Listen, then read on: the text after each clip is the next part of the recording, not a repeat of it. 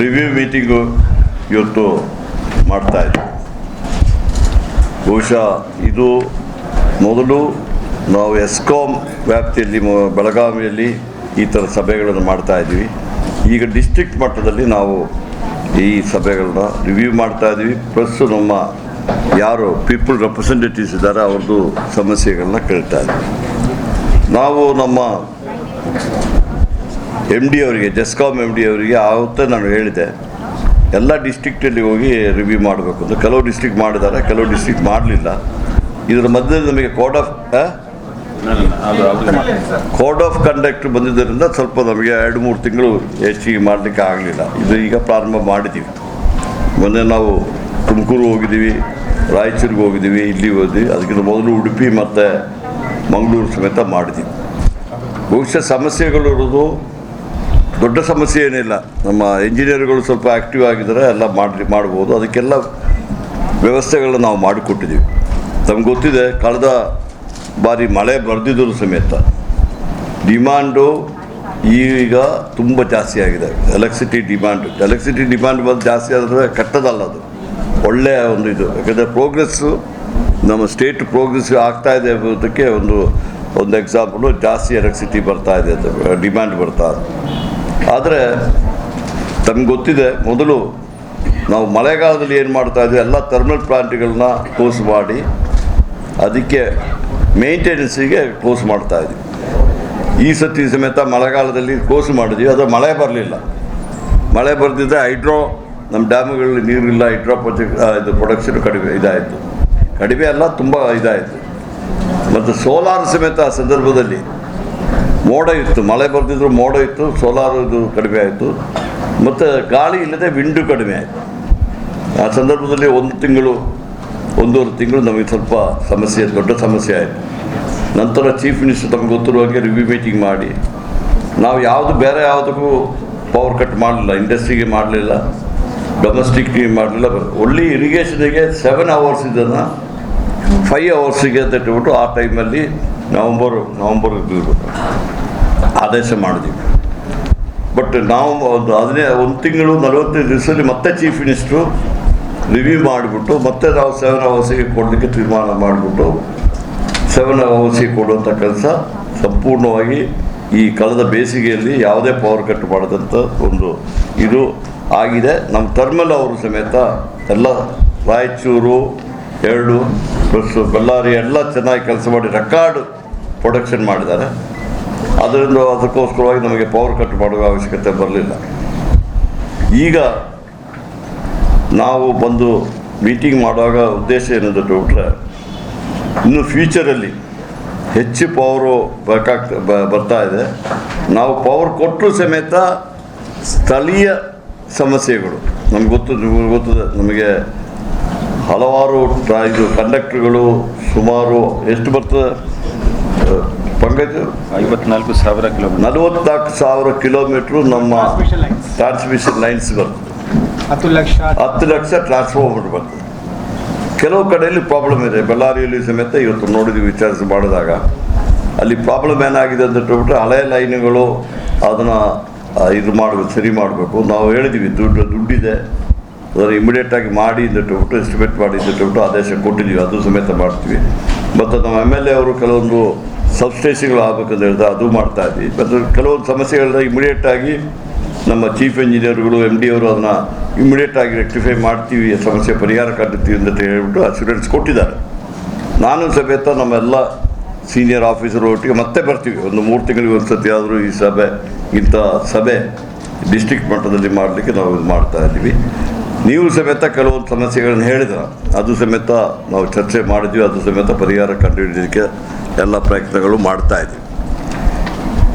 ಈಗ ನಿಮ್ಮನ್ನು ಮೀಟ್ ಮಾಡೋದು, ನಿಮ್ಮ ಸಹಕಾರ ಯಾವಾಗಲೂ ಬೇಕಾಗ್ತದೆ. ನಿಮ್ಮ ಮೀಡಿಯಾದವರು ಹಲವಾರು ಸಂದರ್ಭದಲ್ಲಿ ನಮಗೆ ಎಲೆಕ್ಟೆಡ್ ರೆಪ್ರೆಸೆಂಟೇಟಿವ್ಸು ಅವರು ಜನರೊಟ್ಟಿಗೆ ಕಾಂಟ್ಯಾಕ್ಟಲ್ಲಿ ಇರ್ತಾರೆ, ಅವರು ಸಮಸ್ಯೆಗಳು ಹೇಳ್ತಾರೆ. ಉದಾಹರಣೆಗೆ ನಾವು ಯಾವಾಗ ಪವರ್ ಇದು ಮಾಡಿದ್ವಿ 5 hours ಮಾಡಿದಾಗ ನಮ್ಮ MLA ಅವರು ಎಲ್ಲ MLAಗಳು ಬಳ್ಳಾರಿ ಮತ್ತು ರಾಯಚೂರಿಂದ ಫೋನ್ ಮಾಡಿದ್ರು. ಚೀಫ್ ಮಿನಿಸ್ಟ್ರಿಗೆ ಫೋನ್ ಮಾಡಿದ್ರು, ಇರಿಗೇಷನ್ ಮಿನಿಸ್ಟ್ರಿ ಬಂದು ನನಗೂ ಫೋನ್ ಮಾಡಿದ್ರು. ನಮಗೆ ಈ 1 ತಿಂಗಳಲ್ಲಿ ನಮಗೆ ಕಟಾವು ಬಂದಿದೆ, ಇಮಿಡಿಯೇಟಾಗಿ ಹೆಚ್ಚಿಗೆ ಪವರ್ ಬೇಕು ಅಂತ ಹೇಳಿದ್ರು. ಇಮಿಡಿಯೇಟಾಗಿ ನಾವು ಅವರಿಗೆ ಪವರ್ ಕೊಡುವಂಥ ಕೆಲಸ ಮಾಡಿ ಅದು ನೀರು ಕೊಡುವಂಥ ಕೆಲಸ, ಅಂದರೆ ಪವರ್ ಕೊಟ್ಟರೆ ಆಟೋಮೆಟಿಕ್ ನೀರು ಬರುವಂಥ ಕೆಲಸ ಮಾಡಿಕೊಟ್ಟಿದ್ದೀವಿ. ಅದೇ ರೀತಿಯಲ್ಲಿ ನಾವು ಸಮೇತ ನಿಮ್ಮ ಏನು ನೀವು ನ್ಯೂಸ್ಗಳು ಕೊಡ್ತೀರ, ನೀವು ಜನರ ಪರವಾಗಿ ಕೊಡ್ತೀರ, ನೀವು ನ್ಯೂಸ್ಗಳನ್ನ ನೋಡಿದ ಕೂಡಲೇ ಇಮಿಡಿಯೇಟಾಗಿ ನಾವು ಅದಕ್ಕೆ ಇದು ಮಾಡಲಿಕ್ಕೆ ಸ್ಪಂದಿಸಿ ಅದನ್ನು ಸಮಸ್ಯೆ ಮಾಡಲಿಕ್ಕೆ ಪ್ರಯತ್ನ ಮಾಡ್ತಾಯಿದ್ವಿ. ಅದರಿಂದ ಈಗ ಇವತ್ತಾಯಿತು. ಇದಾದ ಮೇಲೆ ನಾನು ಅಧಿಕಾರಿಗಳು ನಾವು ಬೆಳ್ಳಾರಿ ನೆನ್ನೆ ರಾಯಚೂರಲ್ಲಿ ಎಲ್ಲ ರಿವ್ಯೂ ಮಾಡಿ ಬಂದಿದ್ವಿ, ಥರ್ಮಲ್ ಪ್ಲಾಂಟ್ಗಳು ರಿವ್ಯೂ ಮಾಡಿ ಬಂದಿದ್ದೀವಿ. ಬಹುಶಃ ನೆನ್ನೆ ತಾವು ಸುದ್ದಿ ನೋಡಿರ್ಬೋದು, ಸುಮಾರು 100 ದಿವಸ ಸತತವಾಗಿ ನಮ್ಮ ಪವರ್ ಪ್ಲಾಂಟ್ಗಳು ನಡೆದಿದೆ. ಅದೇ ರೀತಿಯಲ್ಲಿ ಬೆಳ್ಳಾರಿ ಥರ್ಮಲ್ ಪ್ಲಾಂಟ್ ಸಮೇತ ಚೆನ್ನಾಗಿ ನಡೀತಾ ಇದೆ. ಅಲ್ಲಿ ಸಮೇತ ಈಗ ಹೋಗಿ ಅದರ ರಿವ್ಯೂ ಮಾಡ್ತೀವಿ.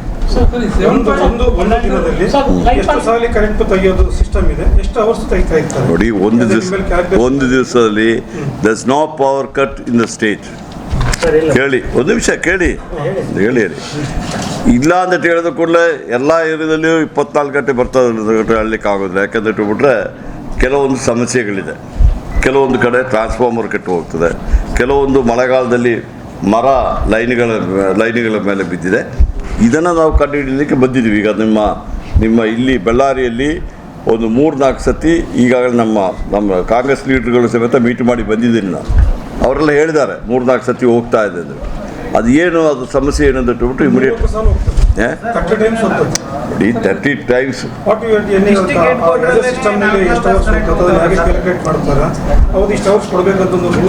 ಇಲ್ಲ ಆ ಥರ ಇಲ್ಲ. 24 ನಾವು 7 ಅವರ್ಸು ಇರಿಗೇಷನ್ಗೆ ಕೊಡಬೇಕು ಅಂತ ಇಟ್ಬಿಟ್ಟು ನಾವು ಪವರ್ ಕೊಡ್ತಾ ಇದ್ದೀವಿ. ಈ ಡೊಮೆಸ್ಟಿಕ್ ಮತ್ತು ಇಂಡಸ್ಟ್ರೀಸ್ಗೆ ಆ ಥರ ಪವರು ರಿಸ್ಟ್ರಿಕ್ಷನ್ಸೇ ಇಲ್ಲ. ನಾನು ನಿಮಗೆ ಹೇಳಿದೆಲ್ಲ 50,000 ಕಿಲೋಮೀಟ್ರ್ ಟ್ರಾನ್ಸ್ಮಿಷನ್ ಲೈನ್ ಇರುವಾಗ ಕೆಲವೊಂದು ಕಡೆ ತೊಂದರೆ ಆಗ್ತದೆ, ಕೆಲವೊಂದು ಟ್ರಾನ್ಸ್ಫಾರ್ಮರ್ಗೆ ತೊಂದರೆ ಆಗ್ತದೆ. ಆ ಪರ್ಟಿಕ್ಯುಲರ್ ಏನಂದ್ಬಿಟ್ಟು ಅದಕ್ಕೆ ವಿಚಾರಣೆ ಮಾಡಲಿಕ್ಕೆ ಈಗ ಹೇಳಿದ್ದೀವಿ. ಪ್ಲಸ್ ನಮ್ಮ ಚೀಫ್ ಇಂಜಿನಿಯರ್ಗಳಿಗೆ ಎಲ್ಲ ಕಾನ್ಸ್ಟಿಟ್ಯೂನ್ಸಿ ವೈಸು, ಅದು ಬಳ್ಳಾರಿ ಇರ್ಬೋದು, ಸಿರಿಗುಪ್ಪ ಇರ್ಬೋದು, ಕಂಪ್ಲಿ ಇರ್ಬೋದು, ಬೇರೆ ಬೇರೆ ಕಡೆಯಲ್ಲಿ ಹೋಗಿ ಅವರೊಟ್ಟಿಗೆ ಮೀಟಿಂಗ್ ಮಾಡಿಬಿಟ್ಟು ಸಮಸ್ಯೆ ಪರಿಹಾರ ಮಾಡಿ ನಿಮ್ಮೊಟ್ಟಿಗೂ ಸಮೇತ ಇಂಟ್ರಾಕ್ಟ್ ಮಾಡಲಿಕ್ಕೆ ಹೇಳ್ತೀವಿ. ಪವರ್ ಕಟ್ ಒಂದು ಕಡೆ ಆದರೆ ಅಧಿಕಾರಿಗಳು ಏನಿದೆ ವರ್ಷದಲ್ಲಿ ಕೆಳಗಿರ್ತಕ್ಕಂಥವ್ರು ಆ ಟ್ರಾನ್ಸ್ಫಾರ್ಮರ್ಸು, ವೈರು, ಆಮೇಲೆ ಇರ್ತಕ್ಕಂಥ ಎಲೆಕ್ಟ್ರಿಕಲ್ ಎಕ್ವಿಪ್ಮೆಂಟ್ಸ್ನಲ್ಲಿ ಕಳಪೆ ಇದೆ. ಪದೇ ಸಣ್ಣ ಮಳೆ ಬಂದರೂ ಕೂಡ ಜಂಪಾಗಿ ಕಟ್ ಆಗ್ತದೆ. ಹಾಗಾಗಿ ನಾವು ಪವರ್ ಮಾಡಲಿಕ್ಕೆ ಭಾಳ ಕಷ್ಟ ಆಗ್ತದೆ ಅಂತಕ್ಕಂಥ. ನೋಡಿ, ಈಗ ನಾನು ಈ ಮೀಟಿಂಗ್ ಮಾಡೋದಲ್ಲಿ ಯಾವ ಅಧಿಕಾರಿಗಳು ಕಳಪೆ ಟ್ರಾನ್ಸ್ಫಾರ್ಮರ್ ಬರ್ತಿಂದ ಹೇಳಲಿಲ್ಲ. ಕೇಳಿ ಒಂದು ನಿಮಿಷ, ಯಾಕೆ ಹೇಳಲಿಲ್ಲ ಅಂದಿಟ್ಬಿಟ್ರೆ ನಮ್ಮದು ಹೆಚ್ಚಿಗೆ ಬರ್ತದೆ ನಮ್ಮ ಕವಿಕೆದಿಂದಲೇ ಬರ್ತಾಯಿದೆ. ಕವಿಕೆದು ಟ್ರಾನ್ಸ್ಫಾರ್ಮರ್ ವಿಚಾರದಲ್ಲಿ ಯಾವ ಕಂಪ್ಲೇಂಟು ಇಲ್ಲ. ಎಲ್ಲಿ ಆಗ್ತಾಯಿದೆ ಟ್ರಾನ್ಸ್ಫಾರ್ಮರ್ ವಿಚಾರದಲ್ಲಿ ಅಂದಿಟ್ಬಿಟ್ರೆ ಈ ಸಕ್ರಮ ಅಂದಿಟ್ಬಿಟ್ಟು ಒಂದು ಇದೆಯಲ್ಲ, ಅಲ್ಲಿ ಏನು ಮಾಡಿದ್ದಾರೆ ಸಕ್ರಮದಲ್ಲಿ ಎಲ್ಲ ಕಡೆ ಹೂಕು ಹಾಕಿಬಿಟ್ಟಿದ್ದಾರೆ. ಅದು ಆ ಟ್ರಾನ್ಸ್ಫಾರ್ಮರ್ ಕೆಪಾಸಿಟಿಗಿಂತ ಹೆಚ್ಚಿಗೆ ನೀವು ಲೈನ್ ತಗೊಂಡ್ರೆ ಟ್ರಾನ್ಸ್ಫಾರ್ಮರ್ ಕೆಟ್ಟು ಹೋಗ್ತದೆ. ಅದು ಚೇಂಜ್ ಮಾಡಿದ್ರು ಸಮೇತ ಅದು ಕಟ್ತದೆ. ಅದಕ್ಕೆ ಈಗಾಗಲೇ ನಮ್ಮ ಚೀಫ್ ಮಿನಿಸ್ಟ್ರು, ನಮ್ಮ ಕ್ಯಾಬಿನೆಟ್ಟು ನಾವು ತೀರ್ಮಾನ ತಗೊಂಡಿದ್ದೀವಿ. 2 ಪ್ರೋಗ್ರಾಮ್ಸ್ ಮಾಡ್ತಾಯಿದೆ. ಒಂದು ಕುಸುಮ್ ಬಿ ಮತ್ತು ಸಿ. ಕುಸುಮ್ ಬಿ ಅಂತ ಹೇಳ್ಬಿಟ್ರೆ ನಾವು ಈಗಾಗಲೇ ತೀರ್ಮಾನ ಕ್ಯಾಬಿನೆಟ್ ತಗೊಂಡಿದ್ದೀವಿ. 500 ಮೀಟ್ರಿಗಿಂತ ಹತ್ತಿರ ಯಾರಿಗೆ ಕರೆಂಟ್ ಬೇಕಾದರೂ ಮೇಯ್ನು ಗ್ರಿಡ್ಡಿಂದ ಕೊಡ್ತೀವಿ. ಅದನ್ನು ಈಗಾಗಲೇ ಒಂದು ಕಟ್ ಆಫ್ ಡೇಟ್ ಕೊಡ್ತೀವಿ. ತುಂಬ ಜನ ಅಪ್ಲಿಕೇಶನ್ ಕೊಟ್ಟಿದ್ದಾರೆ, ದುಡ್ಡು ಕಟ್ಟಿದ್ದಾರೆ ಕೆಲವರು. ಅದಕ್ಕೆ ಇದು ಮಾಡಿದ್ದೀವಿ. ಮತ್ತು ಕುಸುಮ್ ಸಿ ಏನು ಮಾಡಿದ್ದೀವಿ ಅಂತ ಹೇಳ್ಬಿಟ್ರೆ 500 ಮೀಟ್ರಿಗಿಂತ ಹೆಚ್ಚಿಗೆ ಇದ್ದರೆ ಬೋರ್ವೆಲ್ ಇದ್ದುಬಿಟ್ರೆ ನಾವೀಗ ಪ್ಯಾನೆಲ್ ಮಾಡಿದ್ದೀವಿ.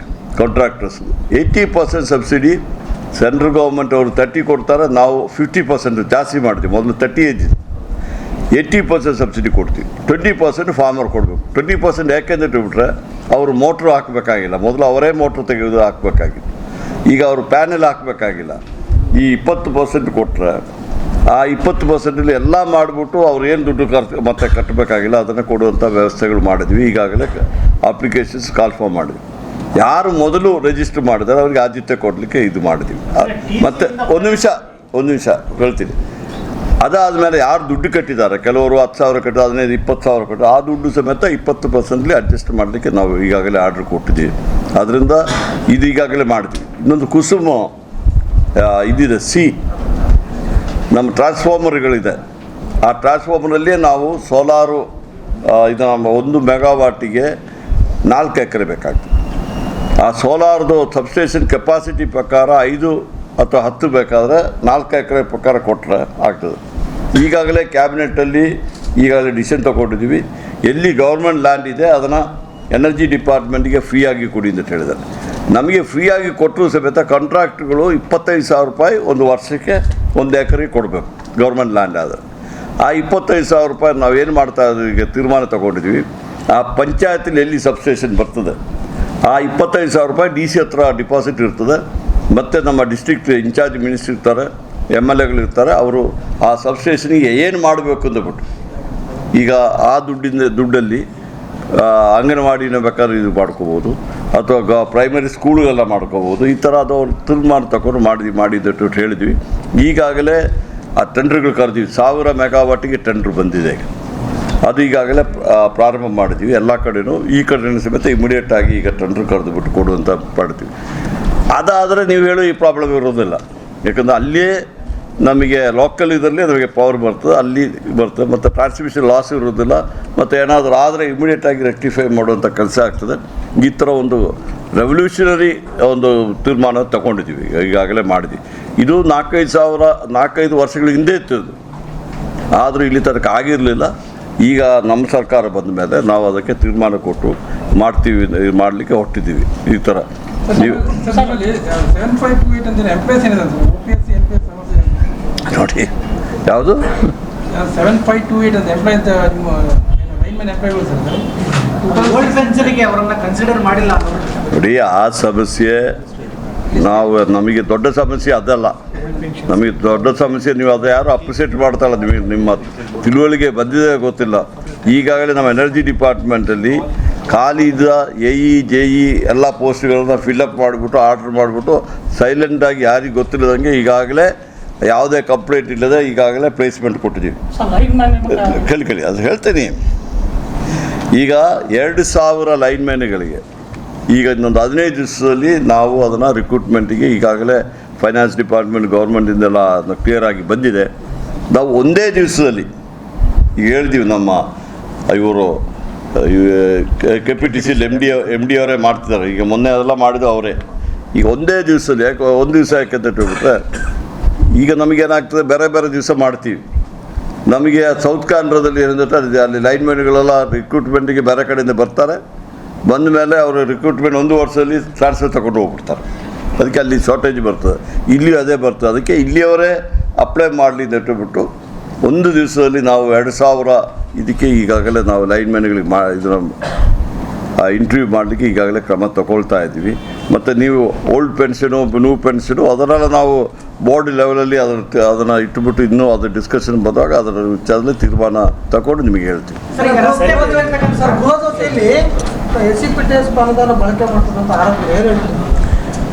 SCP TPS ಅನುದಾನ ನಾವು ಬಳಕೆ ಮಾಡ್ತಾ ಇಲ್ಲ. ಅದು ಫೈನಾನ್ಸ್ ಡಿಪಾರ್ಟ್ಮೆಂಟ್ ಅವರು ಅದರ ವಿಚಾರದಲ್ಲಿ ಕ್ರಮ ತಗೊಳ್ತಾರೆ. ಅದು ಹೆಂಗೆ ಅಂತ ಹೇಳ್ಬಿಟ್ಟು ಯಾವ ರೀತಿಯಲ್ಲಿ ಮಾಡ್ತಾರೆ ಅದು ಅವರು ಆ ಲೆವೆಲಲ್ಲಿ ಮಾಡ್ತಾರೆ. ನಾವು SCP TPS ಯಾವುದಿಲ್ಲ, ನಮ್ದೇನು ಅದರಲ್ಲಿ ಪಾತ್ರ ಇಲ್ಲ. ಏನು ಕುಸುಬಿ ಏನು ಲೈನಿಂದ ಗ್ರಿಡ್ಡಿಂದ 5 ಈಗ ನಮಗೇನಾಗಿದೆ ತೊಂದರೆ ಏನಾಗಿದೆ, ಯಾರೋ ಒಬ್ಬರು ಒಂದು ಬೋರ್ವೆಲ್ಲು 4 ನಾನು ACS MD ನಾವೆಲ್ಲ ಹೋಗಿ ನೋಡಿಕೊಂಡು ಬಂದಿದ್ದೀವಿ. ಬೋರ್ವೆಲ್ ಎಲ್ಲಿ ಆಗ್ತದೆ ಅಂದರೆ 4 ಕಿಲೋಮೀಟ್ರ್ ದೂರ ಆಗ್ತಾರೆ. ನಾವು ಹೋಗ್ಬಿಟ್ಟು ನಮ್ಮ ಖರ್ಚಲ್ಲಿ ತಗೊಂಡೋಗಿ ಅಲ್ಲಿ ಮಾಡಬೇಕು ಅಂತ ಹೇಳ್ತಾರೆ. ಸುಮಾರು 4-5 ಲಕ್ಷ ರೂಪಾಯಿ ಅದಕ್ಕೆ ಬರ್ತದೆ. ಅದಕ್ಕೆ ನಾವೇನು ಹೇಳ್ತೀವಿ, 500 ಮೀಟ್ರ್ ತನಕ ನಾವು ಮಾಡಿಕೊಡ್ತೀವಿ ಲೈನ್ಗಳು. ಅದಕ್ಕಿಂತ ದೂರ ಜಾಸ್ತಿ ಇದ್ದರೆ ಕುಸುಮ್ B-ಯಲ್ಲಿ stand alone solar pump set ಕೊಡ್ತೀವಿ ಅಂತ ಟೋಟು ಇದೆರಡು ಮಾಡಿದ್ರೆ ಆ ಪ್ರಾಬ್ಲಮ್ ಸಾಲ್ವ್ ಆಗ್ತದೆ.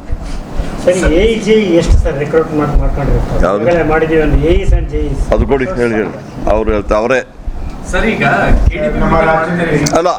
ಒಂದು ಪ್ರಶ್ನೆ ಕೇಳಿದ್ರೆ ಅದಕ್ಕೆ ಆನ್ಸರ್ ಮಾಡ್ತಿದ್ದಾರೆ. ಸರ್, ನಮ್ಮ ರಾಜ್ಯದಲ್ಲಿ ಎಲ್ಲ ಎಸ್ಕಾಮ್ಸ್ ಮತ್ತೆ KPTC ಸೇರಿ ನಾವು ಸುಮಾರು 1000 AEs JEs ರಿಕ್ರೂಟ್ ಮಾಡಿದ್ದೇವೆ. ಅದರೊಳಗೆ 1000 AEs ಪ್ಲಸ್ JEs ಅದು ರಿಕ್ರೂಟ್ಮೆಂಟ್ ಮಾಡಿದ್ದೇವೆ. ಅದು ಎಲ್ಲ ಎಸ್ಕಾಮ್ಸ್ ಮತ್ತೆ KPTC ಅವರಿಗೆ ಪೋಸ್ಟಿಂಗ್ ಕೂಡ ಬಹಳ ಟ್ರಾನ್ಸ್ಪರೆಂಟ್ಲಿ ಅದು through this process of counselling posting ಕೊಟ್ಟಿದ್ದಾರೆ. ಅವರಿಗೆ ಅವರು ಜಾಯಿನ್ ಕೂಡ ಮಾಡಿದ್ದಾರೆ. ಸರ್, ಈಗ ಮೀಡಿಯಾದವ್ರನ್ನು ಹೊರಗಿಟ್ಟು ಮೀಟಿಂಗ್ ಮಾಡುವಂತ ಗೌಪ್ಯತೆ ಏನಿದೆ ಸರ್ ಇಲಾಖೆಗೆ ಅರ್ಥ ಆಗಲಿಲ್ಲ. ನೋಡಿ, ಮೀಡಿಯಾದವ್ರನ್ನ ನಾವು ಇಂಟರ್ನಲ್ ರಿವ್ಯೂ ಮೀಟಿಂಗ್ ಮಾಡಿದಾಗ ಇಂಟರ್ನಲ್ ರಿವ್ಯೂ ಮೀಟಿಂಗ್ ಮಾಡೋದು ನಾವು ಮೀಟಿಂಗ್ ಮಾಡ್ತಾ ನಮ್ಮ ಒಳಗಡೆ ಇರುವ ಮೀಟಿಂಗ್ ಅದು. ನಿಮಗೆ ಅದಕ್ಕೆ ನಾನೇನು ಮಾಡಿದ್ದೀನಿ, ಎಲ್ಲ ಕಡೆ ಹೋದ ಕೂಡ ಮತ್ತೆ ಮೀಡಿಯಾದವ್ರನ್ನ ಮೀಟ್ ಮಾಡೋದು ಮಾಡಿದ್ದೀವಿ. ನಿಮಗೆ ಅಲ್ಲಿ ಈಗ ಕ್ಯಾಬಿನೆಟಲ್ಲಿ ನೀವು ಇರ್ತೀರಾ, ಅಲ್ಲಿ ಗೋಪ್ಯತೆ ಏನಂದ್ರೆ ಬಿಟ್ರೆ ಇನ್ನೇನು ಹೇಳೋದು. ಕ್ಯಾಬಿನೆಟ್ ಆದಮೇಲೆ ದರ್ ಬಿ ಪ್ರೆಸ್ ಬ್ರೀಫಿಂಗ್ ಇರ್ತದೆ. ಅದಕ್ಕೆ ಪ್ರೆಸ್ ನಿಮ್ಮನ್ನು ಮೀಟ್ ಮಾಡ್ತಾ ಇದ್ದೀನಲ್ಲ. ನೋಡಿ ನೋಡಿ, ಡಿಸ್ಕಷನ್ ಎಲ್ಲ ನಮ್ಮ ಇಂಟರ್ನಲ್ ಇದರಲ್ಲಿ ಡಿಸ್ಕಷನ್ ಏನಾಗ್ತದೆ ಅಂದ್ಬಿಟ್ಟು ನಾವು ನಿಮಗೆ ಬ್ರೀಫ್ ಮಾಡ್ತೀವಿ. ಗೊತ್ತಾಯ್ತಲ್ಲ, ಅದು ನಡೆಸ ಪದ್ಧತಿ ಮೊದಲಿಂದ ನಡ್ಕೊಂಡ್ಬಂದಿತ್ತು.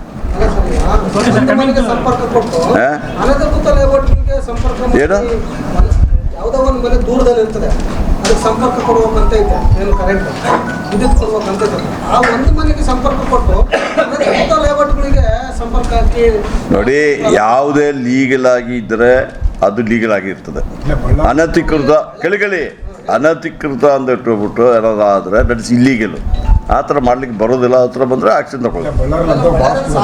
C correct.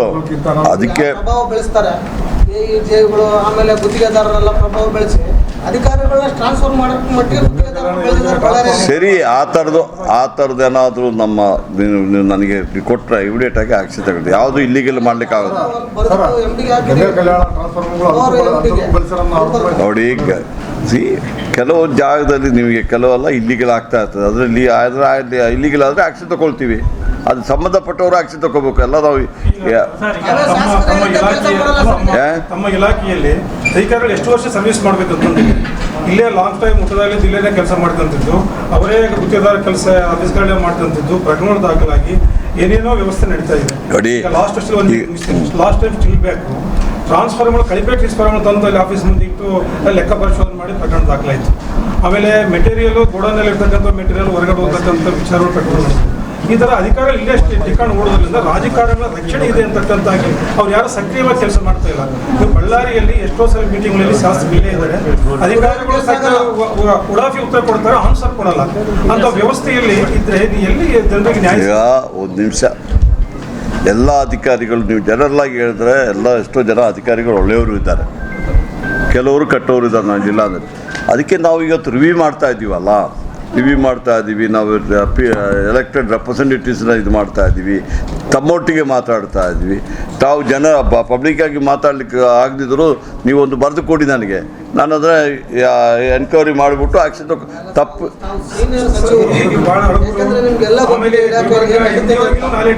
ಈಗ ನೋಡಿ, ದಯವಿಟ್ಟು ನನಗೆಲ್ಲ ಗೊತ್ತಿದ್ದು ನಾನು ಬ್ರಹ್ಮ ಆಗ್ಬಿಡ್ತಿದೆ ಅಲ್ಲ. ನಾನೊಬ್ಬ ಸಾಮಾನ್ಯ ಮನುಷ್ಯ ಅಷ್ಟೇ. ಎಲ್ಲ ನೀವು ಹೇಳಿದ್ರೆ ಗೊತ್ತಾಗ್ತದೆ ಹೊರತು. ತುಂಬಾ ಇದೆ, ಎಲ್ಲ ಬಡವರ ಮೇಲೆ ತುಂಬಾ ಆಕ್ಷನ್ ಮಾಡ್ತಾರೆ. ನೀವು ಆಲ್ರೆಡಿ ದಯವಿಟ್ಟು ಯಾವುದಾದ್ರು ಇನ್ಸಿಡೆಂಟ್ಸ್ ಅಲ್ಲ, ನೀವು ಜನರಲ್ ಆಗಿ ಅದು ಕೊಡಿ ನನಗೆ ಪ್ರಕರಣ ಕೊಡಿ. ಯಾವುದಾದ್ರೂ ಒಂದು ಆಗಿದೆ ಅಂದ್ಬಿಟ್ಟು ಕೊಡಿ, ನಾನು ಇಮಿಡಿಯೇಟ್ ಆಗಿ ದಯವಿಟ್ಟು ಇಲ್ಲ ಕೇಳಿ ದಯವಿಟ್ಟು ಆ ಫೈಲ್ ಯಾವುದಿದೆ ಅಂದ್ಬಿಟ್ಟು ಒಂದು ಫೈಲ್ ಕೊಡಿ, ಒಂದು ಫೈಲ್ ನಂಬರ್ ಕೊಡಿ ಅಥವಾ ವಿಚಾರ ಕೊಡಿ, ನಾನು ತಿಳಿಸ್ಕೊಡ್ತೀನಿ.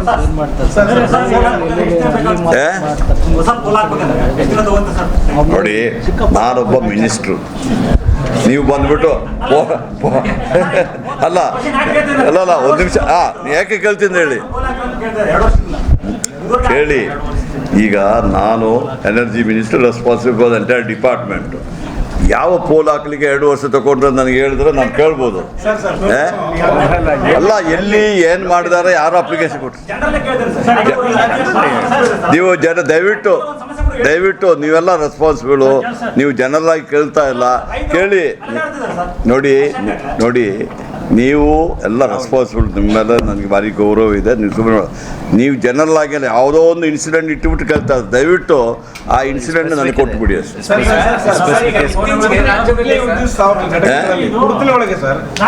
ಎಷ್ಟು ಉತ್ಪಾದನೆ ಆಗ್ತದೆ, ಯಾವ್ದಾಗ್ತದೆ, ಆಫೀಸಿಂದ ಒಂದು ಅಸೈನ್ಮೆಂಟ್ ಇದ್ದಾಗ ಕೇಳಿದಾಗ ಅಟ್ಲೀಸ್ಟ್ ಎಷ್ಟು ಉತ್ಪಾದನೆ ಆಯ್ತು, ಏನು ಸ್ಥಿತಿಗತಿ ಏನಿದೆ, ಒಂದು ಕಾಲ್ ಮಾಡಿ ರಿಸೀವ್ ಮಾಡಿ ಹೇಳುವಂತ ವಿಧಾನ ಬೇಡ ಸರ್. ಇಲ್ಲ ಆ ಥರ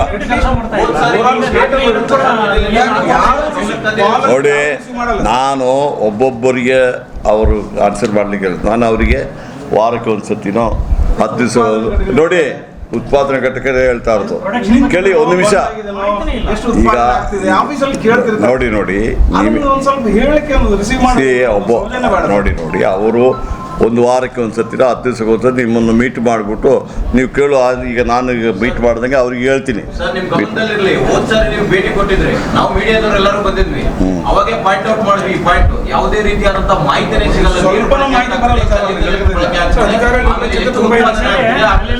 ನೋಡಿ ಒಂದು ನಿಮಿಷ ಈಗ ನಾನು ಹೇಳ್ತಾ ಇರೋದು ಇದಕ್ಕೆ ಸಮಸ್ಯೆ ಏನು ಪರಿಹಾರ ಹಂಗೆ ಹೇಳಿ. ನಿಮ್ಮ ಸಾಕಷ್ಟು ಮೀಡಿಯಾದವರು ಇರ್ತಾರೆ, ಸಾಕಷ್ಟು ಇದ್ದಾರೆ. ಒಬ್ಬೊಬ್ಬರು ಒಬ್ಬೊಬ್ಬರಿಗೆ ಮಾಡ್ಲಿಕ್ಕೆ ಆಗ್ತದಾ? ಅದಕ್ಕೆ ನಾನು ಹೇಳ್ತಾ ಇರೋದು 10 ಡೇಸೋ 15 ಡೇಸೋ ಒಂದು ಸತಿ ಅವರು ನಿಮ್ಮನ್ನು ಮೀಟ್ ಮಾಡುವಂಥ ಪ್ರೆಸ್ ಅವ್ರನ್ನ ಮೀಟ್ ಮಾಡುವಂಥ ಪದ್ಧತಿ ಇಟ್ಕೊಳ್ಳಿ ಅಂತ ಹೇಳ್ತೀವಿ. ಈಗ ನಮ್ಮ MD ಅವರು ಈಗ ವೆಬ್ಸೈಟ್ನಲ್ಲಿ ಎಲ್ಲ ಇನ್ಫಾರ್ಮೇಷನ್ ಬರ್ತಾ ಇದೆ ಸರ್. ವೆಬ್ಸೈಟಲ್ಲಿ ಎಲ್ಲ ಪಬ್ಲಿಕ್ ಇನ್ಫಾರ್ಮೇಷನ್ಗಾಗಿ ವೆಬ್ಸೈಟ್ನಲ್ಲಿ ಎಲ್ಲ ಇನ್ಫಾರ್ಮೇಷನನ್ನು ಕೊಡಲಾಗುತ್ತದೆ. ಎಷ್ಟು ಉತ್ಪಾದನೆ ಆಗ್ತದೆ, ಯಾರಾದರೂ ಸಾರ್ವಜನಿಕರು ಅದನ್ನು ಪಡೆಯಬಹುದು. ಅದನ್ನು ಪ್ರತ್ಯೇಕವಾಗಿ ಅದನ್ನು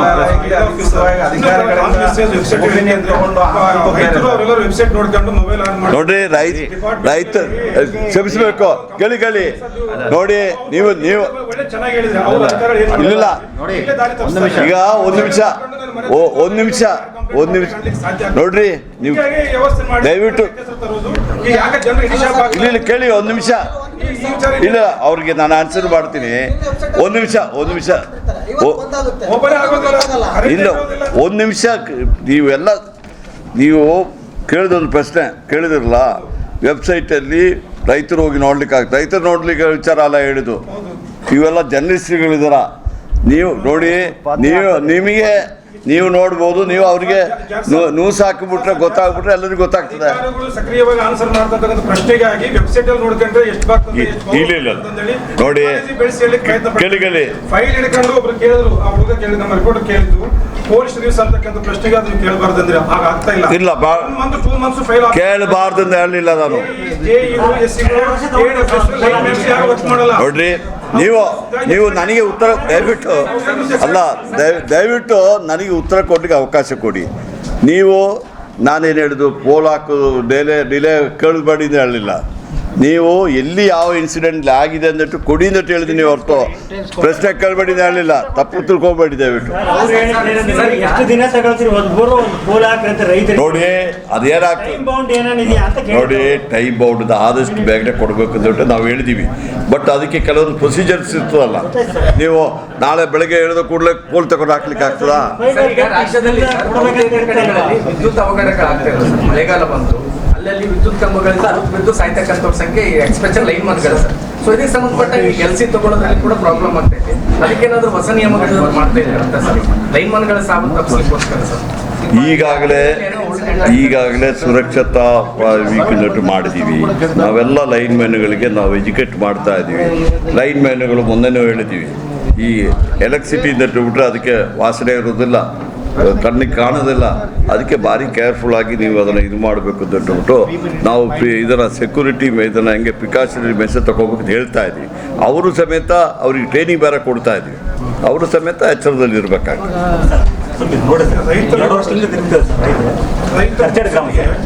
ಸರಿ ಅದನ್ನು ಕೊಡಿ.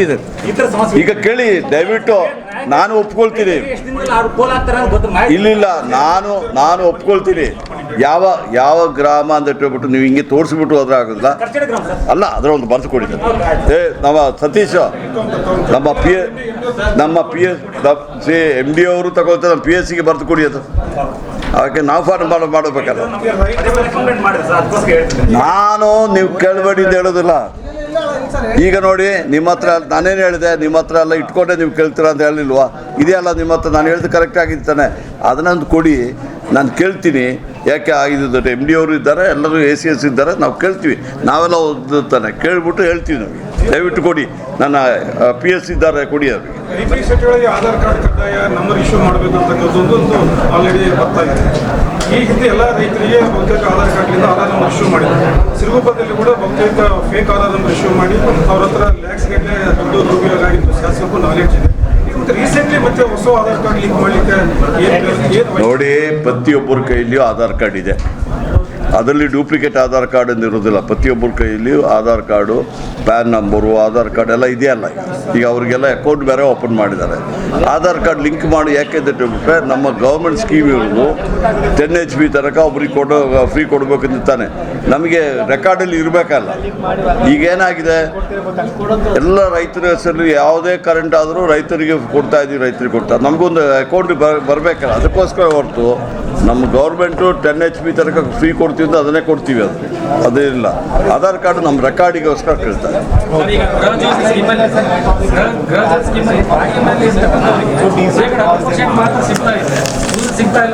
ನೋಡಿ, ಅದಕ್ಕೂ ಈಗಾಗಲೇ ಸ್ಕೀಮ್ ಆಗಲೇ ನಾವು ಅನೌನ್ಸ್ ಮಾಡುವಾಗಲೇ ಬಾಡಿಗೆಯವ್ರ ವಿಚಾರದಲ್ಲಿ ಹೇಳಿದ್ವಿ. ಅದನ್ನು 50 ಯೂನಿಟ್ ಹೊಸ ಬಾಡಿಗೆ ಹೋದವ್ರಿಗೆ 50 ಯೂನಿಟ್ ಏನೇ ಆಗಿದೆ ಅಂತ ಹೇಳ್ಬಿಟ್ಟು ಕೊಡ್ತೀವಿ, ಪ್ಲಸ್ 10% ಆ ಥರ. ಮತ್ತು ಅವ್ರು 1 ವರ್ಷ ಆದಮೇಲೆ ಅವ್ರು ಮತ್ತೆ ರಿವ್ಯೂ ಮಾಡ್ಬೋದು. ಎಷ್ಟು ಜಾಸ್ತಿ ಬೇಕಾದರೆ ಇಷ್ಟು ನಾವು ಕನ್ಸ್ಯೂಮ್ ಮಾಡಿದೆ ಅಂತ ಅಪ್ಲಿಕೇಶನ್ ಹಾಕ್ಬೋದು. ಯಾವುದೇ ಗೃಹಜ್ಯೋತಿ ಪ್ರೋಗ್ರಾಮ್ ಯಾವುದು ಕಟ್ ಆಫ್ ಡೇಟ್ ಇಲ್ಲ, ಈಗಲೂ ಅವರು ಕೊಡ್ಬೋದು ಅಂತ. ಬಟ್ ಹೊಸದಾಗಿ ನೀವು ಏನು ರೆಕಾರ್ಡ್ ಇಲ್ಲದವರಿಗೆ 50 ಯೂನಿಟ್ ಕೊಡ್ತೀವಿ, ಅಂದರೆ 55 ಯೂನಿಟ್ ಕೊಡ್ತೀವಿ ಅಂತ ಹೇಳಿದ್ವಿ. ರಾಜ್ಯ ರಾಜಕಾರಣ CM ಬದಲಾವಣೆ ದೊಡ್ಡ ಮಟ್ಟದಲ್ಲಿ ಕೇಳಿ ಬರ್ತಾ ಇದೆ. ಅವು ರೇಸಲ್ಲಿ ಏನಂತಂದು ಕೇಳಿ ಬರ್ತಾ ಇದೆ.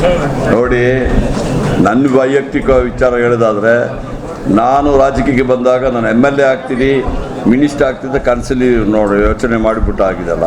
ನನಗೆ ಯಾರು ಫೋರ್ಸ್ ಮಾಡಲಿಲ್ಲ, ನೀವು ಬರಲೇಬೇಕು ರಾಜಕೀಯಕ್ಕೆ. ನನ್ನ ಸ್ವಂತ ಇಷ್ಟದಿಂದ ಬಂದಿದ್ದೀನಿ. ನಾನು ಕೆಳ ಹಂತದಿಂದ ಬಂದಿದ್ದೀನಿ. ನಾಳೆ ನಮ್ಮ ಪಕ್ಷ, ನಮ್ಮ ಹೈಕಮಾಂಡು ಅವರು ನನಗೆ ಎಲ್ಲ ಸ್ಥಾನಮಾನ ಕೊಟ್ಟಿದ್ದಾರೆ. ನಾನು ಪಕ್ಷದ ಒಬ್ಬ ಇದು ಹೊರತು ನಾನು ಯಾವುದಕ್ಕೂ ಆಕಾಂಕ್ಷೆ ಅಲ್ಲ. ನನ್ನ ಜೀವಮಾನದಲ್ಲಿ ನಾನು ಇಷ್ಟ ಆಗಿದೆ ದೊಡ್ಡದು. ಮತ್ತು ಇನ್ನೊಂದು ಹೆಚ್ಚಿಗೆ ಬೇಕಂದ್ರೆ ನನಗೇನು ಬದಲಾವಣೆ ವಿಚಾರ ಇಲ್ಲೇ ಇಲ್ಲ. ಬದಲಾವಣೆ ವಿಚಾರ ಎಲ್ಲಿ ಬರ್ತದೆ? ಚೀಫ್ ಮಿನಿಸ್ಟರ್ ಇದ್ದಾರಲ್ಲ, ಮತ್ತು ಚೀಫ್ ಮಿನಿಸ್ಟರ್ ಎಲೆಕ್ಟ್ ಮಾಡಿದವರು ಯಾರು? ಎಲ್ಲ ಕಮ್ಯುನಿಟಿ ಎಲ್ಲ ನಿಮ್ಮ ಇದರಲ್ಲಿ ಬರ್ತದೆ. ನನ್ನ ಪ್ರಕಾರ ನಮ್ಮ ಪಕ್ಷದಲ್ಲಿ ಇರೋದು ಕಾಂಗ್ರೆಸ್ ಪಕ್ಷಕ್ಕೆ ಒಂದು ಕಮ್ಯುನಿಟಿ ಇದೆ, ಕಾಂಗ್ರೆಸ್ ಪಕ್ಷದ ಕಮ್ಯುನಿಟಿ. ಎಲ್ಲ ಜಾತಿಯವರು ಇರೋ ಪಕ್ಷ ಯಾವುದು? ಕಾಂಗ್ರೆಸ್ ಪಕ್ಷ. ಅದೇ ನಮ್ಮ ಕಮ್ಯುನಿಟಿ, ಗೊತ್ತಾಯ್ತಲ್ಲ. ಅದರಿಂದ ನಮಗೆ ಒಳ್ಳೆ ಚೀಫ್ ಮಿನಿಸ್ಟರ್ ಇದ್ದಾರೆ, ಒಳ್ಳೆ ಕೆಲಸ ಮಾಡ್ತಿದ್ದಾರೆ. ನಮ್ಮ ಹೈಕಮಾಂಡ್ ಅವರು ಇದ್ದಾರೆ, ನಮ್ಮ ಡೆಪ್ಯೂಟಿ ಚೀಫ್ ಮಿನಿಸ್ಟರ್ ಇದ್ದಾರೆ, ಅವರು ಒಳ್ಳೆ ಕೆಲಸ ಮಾಡ್ತಾ ಇದ್ದಾರೆ. ಇದು BJPಯವರ ಒಂದು ಇದು ಯಾವುದು ಇದೆಲ್ಲ ಹುಟ್ಟು ಹಾಕೋದು BJPಯವರು ಮತ್ತು ನಮ್ಮ ಕುಮಾರಸ್ವಾಮಿ ಅವರು. ಇವ್ರಿಗೆ ಇದಾಗಬೇಕಾಗಿದೆ. ವಾಲ್ಮೀಕಿ ಹಗರಣದಲ್ಲಿ ಮುಖ್ಯಮಂತ್ರಿ ರಾಜೀನಾಮೆ ಮಾಡಬೇಕು ಅಂತ ಹೇಳಿ ವಿರೋಧ ಪಕ್ಷ ನೋಡಿ, ಪ್ರತಿಯೊಂದು ಈಗ ನಾನೊಂದು ಹೇಳಲ್ಲ, ಈಗ ನಿಮ್ಮ ಇದೆಯಲ್ಲ, ಬೇರೆ ಬೇರೆ ಹಗರಣ ಆಗಿದೆಯಲ್ಲ, ಎಷ್ಟು ಹಗರಣಗಳಾಗಿದೆ, ಎಷ್ಟು ಜನರ ಮೇಲೆ ಎಲ್ಲ ಕೇಸ್ಗಳು ಹಾಕಿದೆಯಲ್ಲ. ಯಾಕೆ ಅದು ವಿಚಾರ ಯಾರು ಮಾತಾಡ್ತಲ್ಲ? ಮುಖ್ಯಮಂತ್ರಿ ಅವ್ರ ಮೇಲೆ ಏನು ತಪ್ಪಿದೆ? ಫೈನಾನ್ಸ್ ಅವ್ರ ಹತ್ರ ಇತ್ತಲ್ಲ. ನೋಡಿ, ಅವರು ಯಾವ ಫೈನಾನ್ಸು ನೋಡಿ. ಹಂಗಾದ್ರೆ ಟ್ರೈನ್ ಆಕ್ಸಿಡೆಂಟ್ ಆಗಿದೆ, ಆಗ ಪ್ರೈಮ್ ಮಿನಿಸ್ಟರ್ ಇದು ಮಾಡ್ತಾರಾ? ನಾವು ಸಮರ್ಥನೆ ಮಾಡ್ತಾ ಇಲ್ಲ. ನಾವೇನು ಮಾಡಿದೀವಿ ಈಗ ನೋಡ್ರಿ, ನೀವು ಸಮರ್ಥಿಸಿಕೊಳ್ತೀರಾ ಅಂತ ಹೇಳ್ಬಿಟ್ಟು ನನಗೆ ಆನ್ಸರ್ ಮಾಡ್ಲಿಕ್ಕೆ ಬಿಡದಿದ್ರೆ ನೀವು ಬೇಕಾದ್ರೂ ಬರ್ತೀರ. ಅದಕ್ಕೆ ದಯವಿಟ್ಟು ನನಗೆ ಆನ್ಸರ್ ಮಾಡ್ಲಿಕ್ಕೆ ಬಿಡಿ. ನಾವು ಈಗಾಗಲೇ SIT ಮಾಡಿದ್ದೀವಿ, ಈಗಾಗಲೇ ಎನ್ಕ್ವೈರಿ ರಿಪೋರ್ಟ್ ಇದು ಮಾಡ್ತಾ ಇದ್ದೀವಿ. ಆ ರಿಪೋರ್ಟ್ ಬಂದ ಮೇಲೆ ಅದ್ರ ಮೇಲೆ ನಾವು ಆಕ್ಷನ್ ತಗೊಳ್ತೀವಿ. ನೋಡಿ, ದಯವಿಟ್ಟು ನನ್ನ ಉದಾಹರಣೆ ಹೇಳ್ತೀನಿ.